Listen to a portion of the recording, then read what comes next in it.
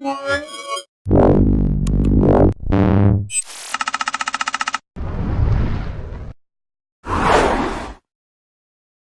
I'm Roland with Mobile Geeks, and we're still at the ASUS event in Berlin, Germany for IFA 2013.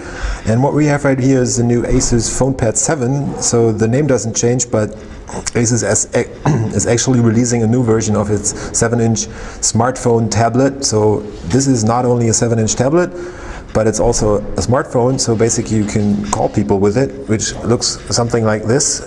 I know it's kind of stupid, but if you look at devices like the Sony Xperia Z Ultra Z, this is 6.44 inches, and this is a 7-inch device from ASUS right here. And if you compare them, the size difference isn't that much anymore. But let's get back to the PhonePad. So it's a cheap tablet and a smartphone. They're pricing it just around the same price point as the old one. They couldn't tell us the exact pricing, but they said it's basically similar pricing. There's still an Intel CPU in there. It's a dual-core 1.6 GHz Intel Atom Z2560. So it's an x86 CPU. It's running Android 4.2.2. And let's just look at the phone menu for a second. So there you go. You can actually call people with this. The display is actually 1280 by 800 resolution. It's an IPS panel, so the viewing angles are pretty much decent. The brightness is totally fine, and yeah, resolution is nice.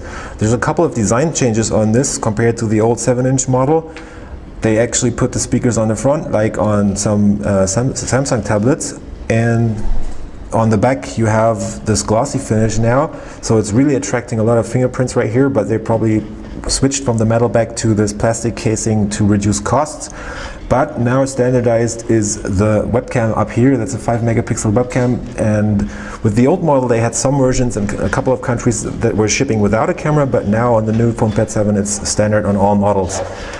Let's take a quick look around. We have a 720p webcam up here and a brightness sensor. The speakers, as I said, on the top and on the bottom. And on the top of the device you only have the headset jack. On the left we have the SIM card slot for the 3G and phone module. On the bottom there's a microphone and a micro USB port. And on the right you have a micro SD card slot for memory extension and the volume rocker and the power button.